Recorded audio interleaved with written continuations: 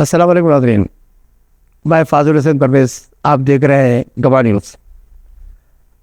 مکرم جاں بہادر کون تھے؟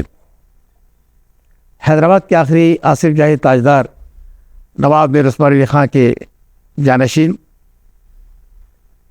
8ویں نظام۔ شاید عام آدمی ان سے متعلق اتنا ہی جانتا ہے، اس لیے کہ جب تک وہ زندہ رہے کبھی لندن، کبھی ترکی اور بہت کم وقت حیدرآباد میں گزارا۔ ان سے متعلق بہت سے افسانے بھی باتیں مشہور ہیں۔ جنوری 2024 میں جب وہ اس دنیا سے رخصت ہوئے، اس کے بعد ہی دنیا، خاص طور پر حیدرآبادی عوام کو پتہ چلا کہ مکرم جاں بہادر صرف ایک شہزادے نہیں تھے، اگرچہ کہ وہ سلطنت عثمانیہ کے آخری خلیفہ کے نواسے اور آصف جاہی خاندان کے آخری حکمران کے پوتے تھے، مگر ان کی پرورش ان کی والدہ شہزادی درشور صاحبہ نے کی۔ انہیں شاہی آداب سے بھی واقف کروایا اور فوجی تربیت سے آراستہ کر کے زمانے کے چیلنجز کا سامنا کرنے کا اہل بھی بنایا۔ اس مکرم جاں، جن کا اصل نام نواب میر برکت علی خان تھا، حیدرآباد کے ہندوستان میں انضمام کے بعد جب نواب میر عثمان علی خان راج پرمکھ یا گورنر بنائے گئے اور پھر وہ اس دنیا سے 1967 میں رخصت ہوئے، تب وزیر اعظم پنڈت نہرو، جو مکرم جاں کو بہت چاہتے تھے، انہیں کسی عرب ملک کا سفیر بننا چاہتے تھے، مگر جن کے آباء و اجداد نے حکمرانی کی، وہ بھلا سفیر کا عہدہ کیسے قبول کرتے؟ وہ تو ہندوستان کے لیے چین کے خلاف سرحد پر جنگ میں حصہ لینا چاہتے تھے۔ پنڈت نہرو نے ان کی خواہش کو ٹال دیا۔ مکرم جاں بہادر اپنے دور کے انتہائی ہینڈسم شہزادے تھے۔ انہیں ہیوی وہیکلس کے میکینزم سے دلچسپی تھی۔ وہ بہترین پیراٹ تھے، بہترین پیرا گلائڈر، شوٹر اور شکاری بھی تھے۔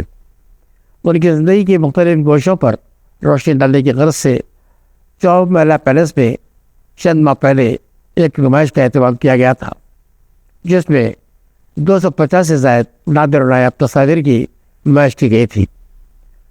ٹرسٹی اور جی پی A Mukarram Jah trust for education and learning, Nawab Abul Faiz Khan کی شخصی نگرانی نے مسز انورادھا نائک نے اس نمائش کا اہتمام کیا تھا، اور اب انہی تصاویر کو انہوں نے کتاب کی شکل دی۔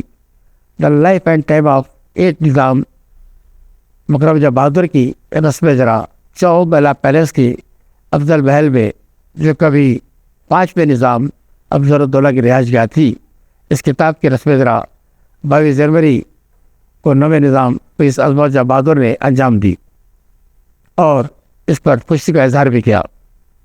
انہوں نے انورادھا نائک کو مبارکباد دی۔ اس موقع پر نواب ابوالفیض خاں نے خیر مقدم کیا۔ پرنس عظمت جاں بہادر نے بھی اس موقع پر اپنے کیمرے سے تصاویر لی۔ وہ ایک پروفیشنل فوٹوگرافر بھی ہیں اور ہالی ووڈ کی کئی فلموں کے لیے ان کی خدمات حاصل کی جا چکی ہیں۔ چوب محلہ پیلیس سے منعقدہ مختصر مگر متاثرکن تقریب میں لگ رہا تھا کہ آصف جاہی دور لوٹ آیا ہے۔ چوب محلہ پیلیس اس وقت سیاحوں کا مرکز ہے، جہاں نادر و نایاب تصاویر، نادر اور نایاب قرآن نسخے دیکھ کر ملک و بیرون ملک کے سیاح دنگ رہ جاتے ہیں۔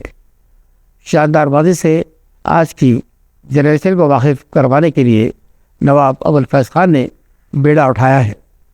انورادھا نائک نے، جو آرکیٹیکٹ اور کیوریٹر ہے، اپنی صلاحیتوں کا مظاہرہ کر رہی ہیں اور 9ویں نظام نواب میر عظمت جاں بہادر کی شخصی دلچسپی حیدرآباد سے ان کے لمحہ بہ لمحہ مضبوط رشتوں کی گواہی دیتی ہے۔